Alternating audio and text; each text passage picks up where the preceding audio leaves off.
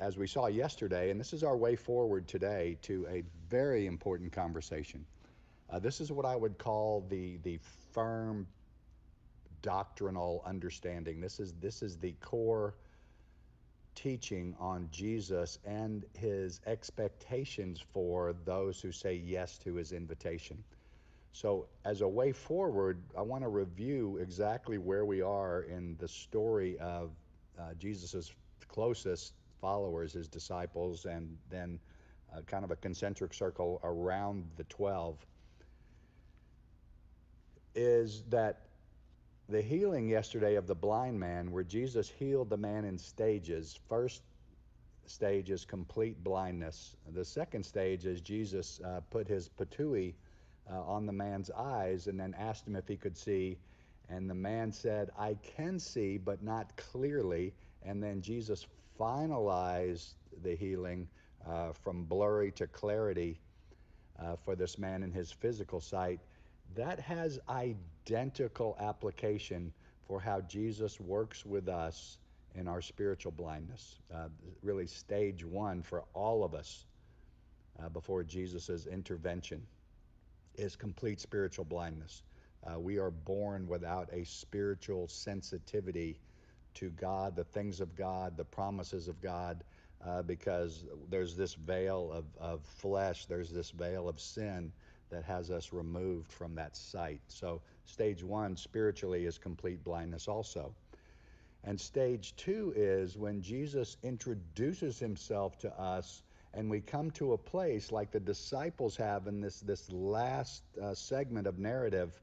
They've come to a place moving from a question, who is this, to a realization and confession, oh, you are the Son of God.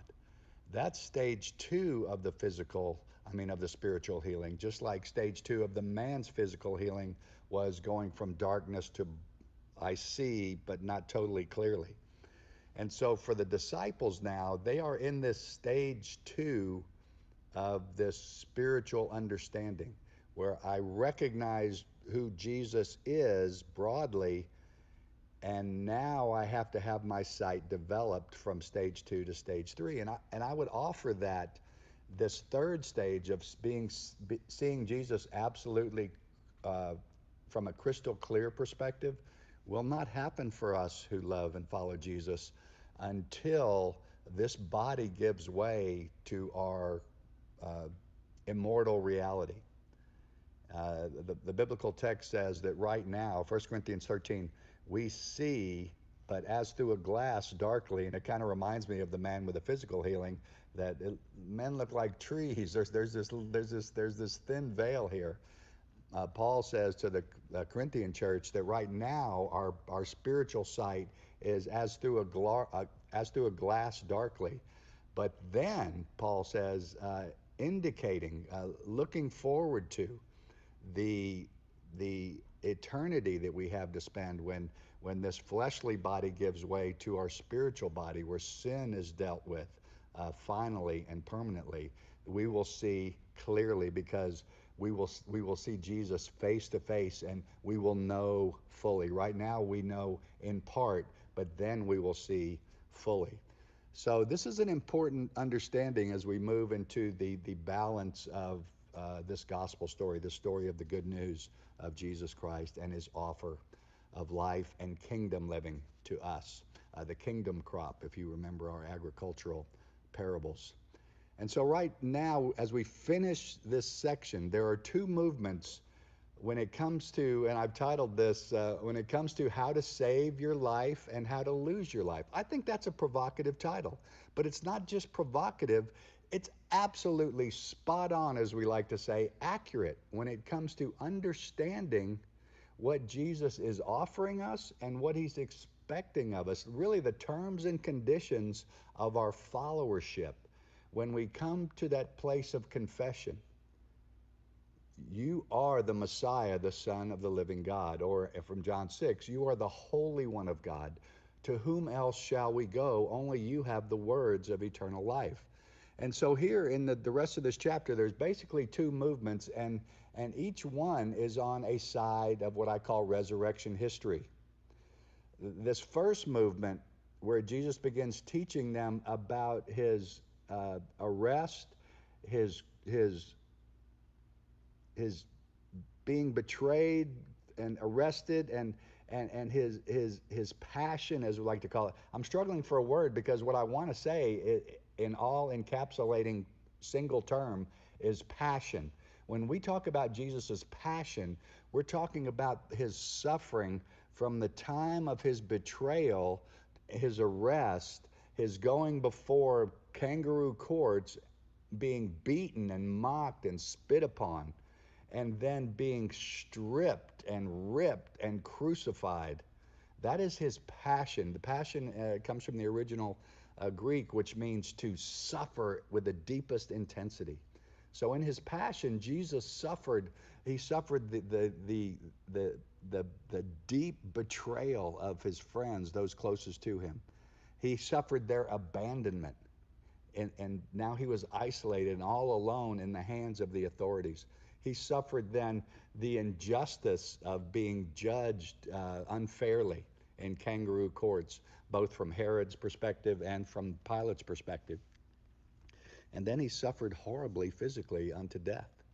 And all of that passion he begins to unveil for the first time here in this first movement to his disciples.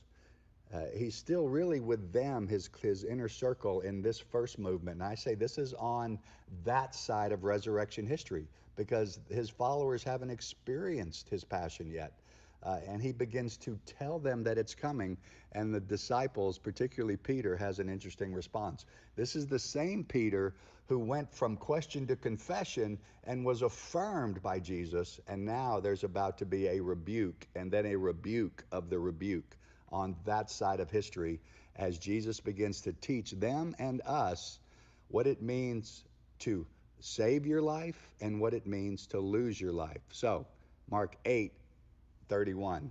He, Jesus, then began to teach them that the Son of Man, and this is the first reference connected to the Son of Man and his passion. We've seen the Son of Man in chapter 2, so that you may know that the Son of Man has authority on earth to forgive sins, and then he raises up the man who was lowered down on a mat and he was crippled. And then also in chapter 2, the Son of Man is also the Lord of the Sabbath. Sabbath was made for man, not man for the Sabbath. But this is his first reference, and Mark will continue to unveil Jesus' words in self-reference as this Son of Man in his passion. The Son of Man must suffer many things and be rejected by the elders, the chief priests, and the teachers of the law, and that he must be killed. Now, after this grand confession of Jesus as the Messiah, the divine one, immediately the disciples are confronted with what has to be a free fall. They're on this mountaintop, and then all of a sudden Jesus pushes them off with no ground underneath their feet and begins to describe God's program for dealing with not the military political might of the cosmos, of the universe, of the world's nations, but with the most heinous problem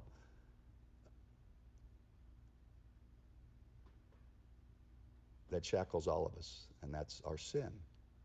God's program through his Son is to deal with the most significant problem, disease, challenge, obstacle, and that is our ongoing dynamo of sin and its expression.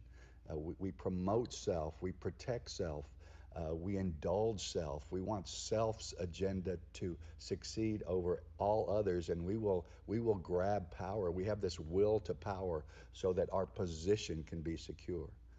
And Jesus now that this confession has been made, begins to narrow the focus on what it means to follow him. These are the terms and conditions that he's setting up. And he must be killed, and after 3 days rise again. He spoke plainly about this, just like that. And you see that in the other Gospels. He will be rejected, and he will be killed. And he will, after 3 days, rise again, plainly. And in other parts of this Gospel, and other gospels, other stories about Jesus, he goes into even more detail. He spoke plainly about this, and Peter, this same Peter who had this glorious confession, took him aside and began to rebuke him. And if you look in the other gospel stories in the same section, you'll see the things that Peter says. I don't have time for that today. But when Jesus turned and looked at his disciples, he focused in on Peter. I'm in verse 33. Peter goes from the one who is the rock, the Petros.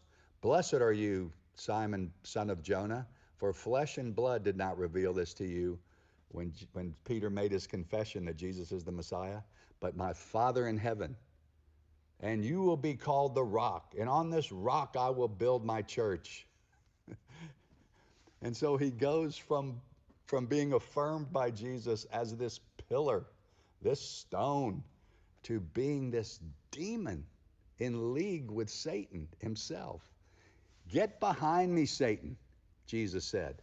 You do not, and this is so important in terms and conditions of followership, you do not have in mind the concerns of God, but merely human concerns. That's strong. Uh, I often try to put myself in Peter's shoes because his shoes kind of fit me. They're a fairly perfect fit for me sometimes because I kind of lead with the impulsive nature of what my brain has convinced my mouth it must say before my mind has actually put together the propositions carefully. How about you? So Jesus here on this side, the previous the pre-resurrection side, the pre-passion side, lays this template now of terms and conditions, expectations for followership. And it begins with, you must not have in mind merely human or fleshly concerns. That there's this distinction. There's this line in the sand between what God's concerned about and what men are concerned about. And to understand the proper orientation of a follower is to understand that I must calibrate my pursuit to the things of God, no matter how uncomfortable it seems when I weigh my own desires. And that's really what Peter was talking to Jesus about when he rebuked him. Peter didn't want any of this passion.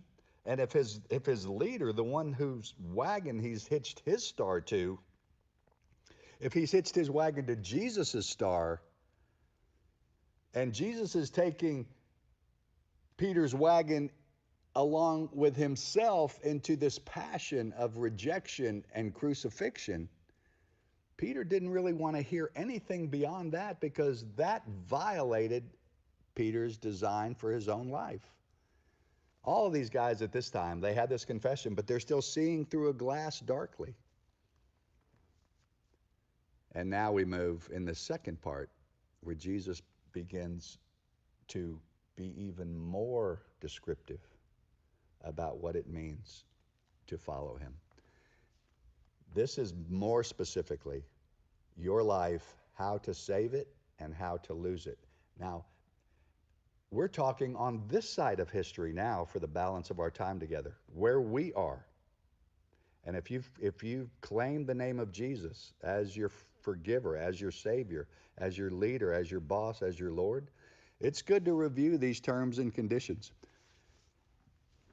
A few years ago, I went to the dark side of the smartphone world, and I got an iPhone. I said I would never do it. For me, I don't know if you work for Apple, forgive me, and maybe it's just a perception, but Apple seems to be a little, just to say it kindly, arrogant, snooty, proprietary in their communication, that we're the cat's meow, the bee's knees, all those 50s expressions. And I promised myself I would never go there, and then I was swayed, and the Darth Vader of the smartphone world overwhelmed me. And occasionally, when I log into the Apple Store or go to my App Store or try to get into my music, my iTunes app, I get this, Our terms and conditions have changed. Please read and accept the terms and conditions before proceeding. And so click here. I click here and there's 22 pages of terms and conditions. I want to ask you right now, have you ever read terms and conditions before you accepted them? I know I started a few times, and after a paragraph and a half or so, I'm just like, I'm out, and I click accept. And I don't really even know what I've agreed to. Is it possible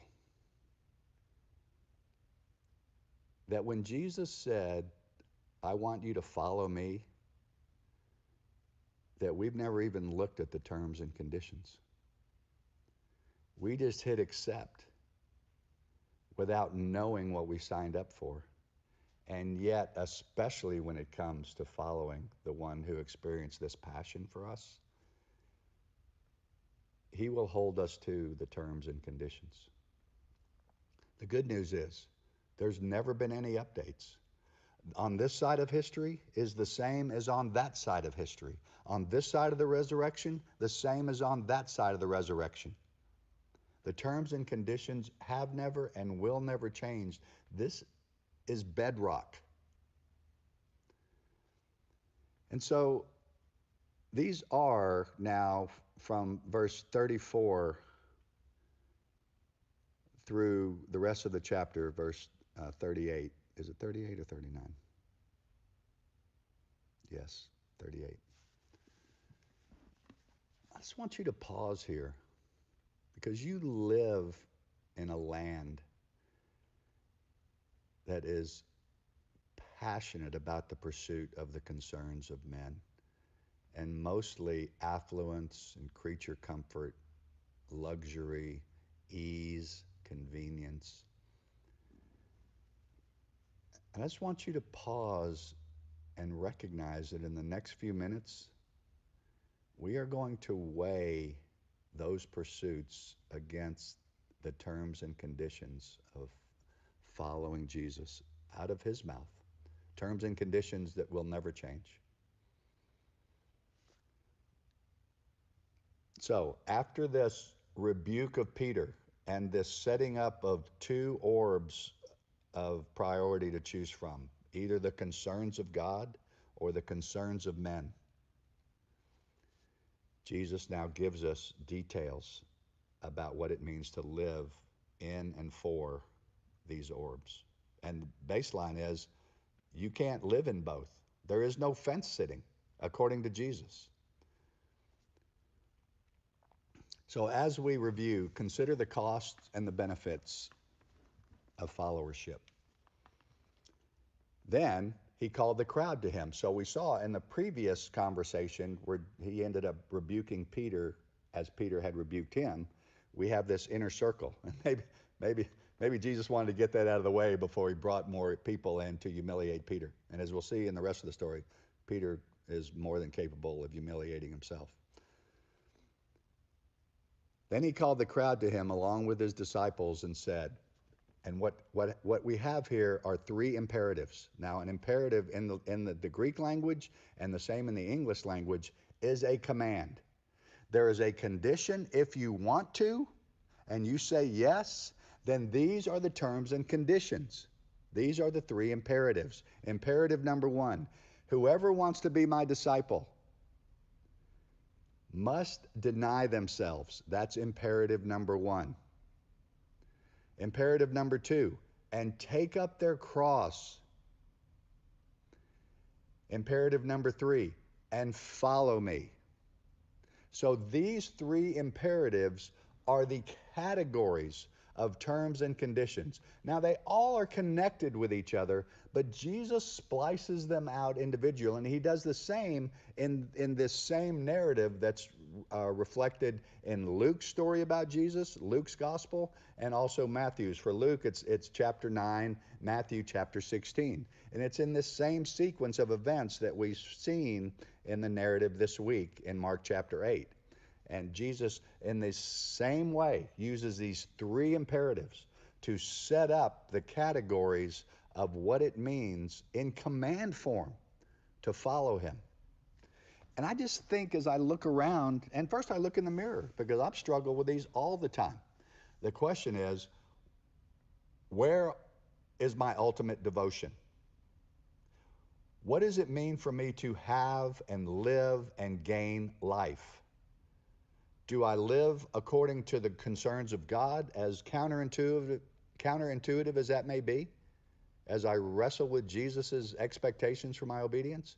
Or do I just float downstream with the rest of my fellow man, or the majority of my fellow man, and just experience life in this short, bounded session and try to make the most of it, the best of it, and have the most toys, have the most comfort, have the most ease, resist sacrifice, resist rebuke, resist being rejected? Because this is where Jesus draws the line. Whoever wants to come after me, whoever would follow me, must deny themselves and take up their cross. And Luke says, and Matthew also, take up their cross daily and follow me. Luke doesn't say that. Matthew doesn't say that. It's it's expansion on Jesus's words. We've already seen Mark is very quick and expedient in telling the story. And sometimes our other gospel writers have the expanded version. And here's the expansion on those three categories. Verse 35. Because this is why these three commands are at the head of terms and conditions. For, or because, whoever wants to save their life will lose it. But whoever loses their life for me and for the good news. What is the good news? It's that Jesus Christ has come to initiate and establish God's kingdom, beginning here on earth and then extending into forever. Whoever wants to save their life will lose it, but whoever loses their life for me and for the gospel will save it. Now, I just need to pause. There's an interesting nuance here. This expression, whoever wants to save, this word save, it can mean just sort of preserve, but it also, and I think this is so helpful to understand in the language, it can also mean to design. Whoever wants to save for themselves how their life will be designed. Whoever wants to design their life after their own desires will lose it, but whoever loses their life for me and for the gospel will save it. And then a rhetorical question. What good is it for someone to gain the whole world? Which, if we're honest with each other, that's a huge part of how we want to design our lives.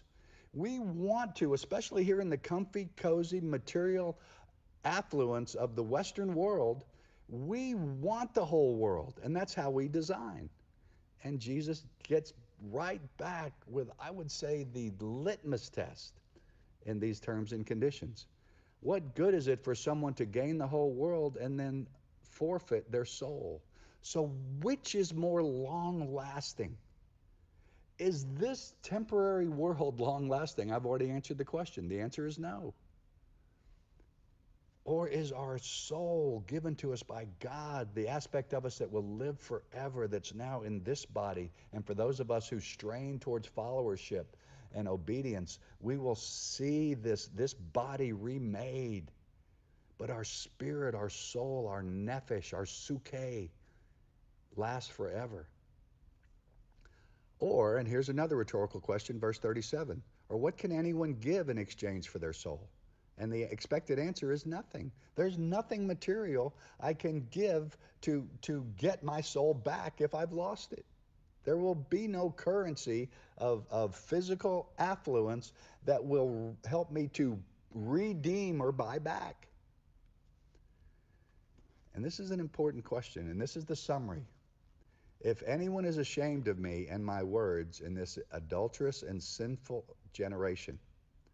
See,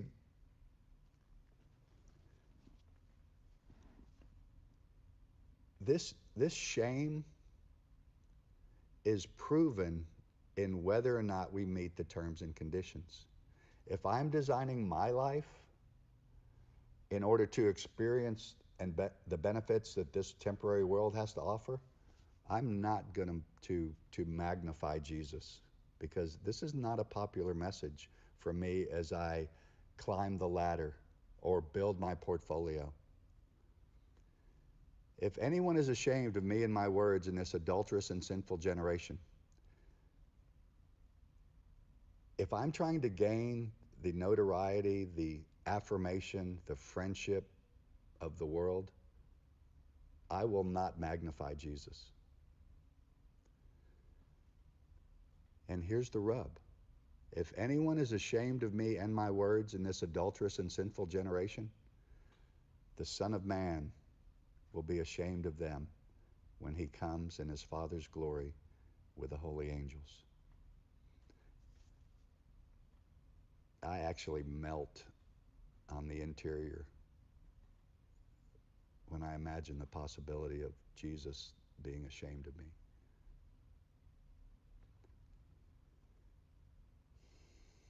So that's this side of history. Terms and conditions. Deny your own design for your life. Sacrifice with passion, however that looks, in order to magnify Jesus and follow him obediently. Because if you want to design your life, you'll live it here and it'll end lost. But if you give your life now in self-denial, in sacrifice and suffering, and following in obedience, this thing will end. And even as it's ending, you'll have this amazing confidence that the life to come is yours. And that is the richest, most vivid color of any portrait that life could offer. So I just have a few comments here. We've got a couple of minutes. Being full of yourself and designing your own life is the opposite of denying yourself. Protecting yourself in order to preserve what you have in your place in this world, both in friendships, affluence, and position, is the opposite of cross-carrying. Executing the agenda of self is the opposite of following Jesus. We do not ask, and I didn't make this a contraction. I didn't say we don't ask. I want it to be stronger than that. We do not ask Jesus into our lives. That is a lie. He has asked us into his. And finally, by your own devotions, you prove the boundaries of your life. If your devotions are for this world, these are the boundaries of your life. If your devotions are for followership and meeting the terms and conditions by the power that Jesus gives you, that's his Spirit working in you. You fail, you confess, he dusts you off and puts you back on the road. But if your devotion is to following Jesus, losing your life for his sake and the sake of the gospel so that you may gain it, then there are no boundaries on your life. G.K. Chesterton said this: Christianity has not been tried and found wanting. It has been found difficult and not tried. I love G.K. He's much smarter than I. He's with Jesus now. I rewired that a little bit. So here's how I have renovated that a bit. Following Jesus has not been tried and found unsatisfying. For those who actually stay in the game, following Jesus has been found difficult and then abandoned. And you may be one of those who have abandoned following Jesus. Now, you may be going to a church, but you have not actually read and accepted and trusted in God's power for the terms and conditions. And finally, Jim Elliot said this. He was a missionary who lost his life as the first gospel penetration into the Aucas in South America, Auca Indians. And this is a restatement of Jesus's 3 imperatives and his rhetorical questions. The three imperatives: deny, take up your cross, be willing to sacrifice and suffer, and follow obediently. Whoever wants to save his life will lose it, but whoever loses his life, Jesus says, for me will save it. Jim Elliot says, he is no fool. He is no fool who gives what he cannot keep, your life, to gain that which he cannot lose. Jesus' life in you. Jesus' gift of the richness now and the vividness forever. She is no fool who gives what she cannot keep to gain that which she cannot lose. That, my friends, is the set of terms and conditions. Read, ingest, pray, accept, live. All right, it's been a great week. One more thing as I close. I'm going to take Monday off next week. That's the 18th. I just feel the need to take a day. I love this, and I'll probably be preparing anyway, but I won't be on this platform on Monday the 18th, but right back on Tuesday. Whether that becomes an every Monday thing or not, I'm not sure. But I won't see you in this platform live on Monday the 18th.